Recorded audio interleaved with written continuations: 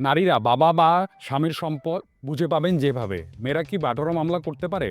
আমাদের সমাজে কিছু মানুষের ধারণা রয়েছে মেয়েরা পিতার সম্পত্তি বা অংশীদারি সম্পত্তি মীমাংসার মাধ্যমে বুঝে না পেলে বাটোয়ারা মামলা করতে পারবেন না। কিন্তু এই ধারণা সম্পূর্ণ ভুল। মেয়েরা সাধারণত ভাইদের কাছে বাটোয়ারার কথা মুখ ফুটে বলতে পারেন না। আর এই সুযোগে ভাইয়েরা বোনের সম্পত্তি নিজেদের নামে জরিপ বা রেকর্ড করিয়ে নেয়। কিছু বছর পর এই জমির হদিস পাওয়া যায় না।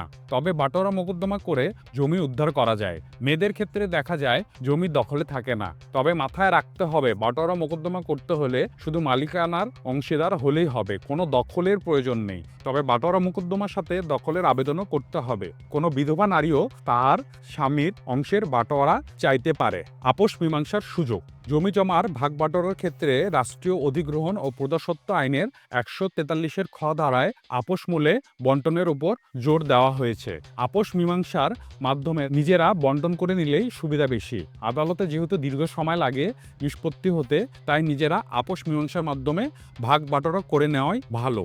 নিজেদের মধ্যে আপোষ মীমাংসা করে একটি বন্টনের দলিলও করে নিতে হবে। এই দলিলটি রেজিস্ট্রি করে নিতে হবে। উত্তরাধিকার সূত্রে জমির মালিক হলেও নামজারি বা মিউটেশন করা বাধ্যতামূলক। নামজারি করার সময় বন্টননামা দলিল দাখিল করতে হয়। এছাড়া মোকদ্দমা চলা অবস্থায়ও আপোষ মীমাংসা করে আদালত থেকে আপোষ মূলে ডিগ্রি নেওয়ার সুযোগ রয়েছে।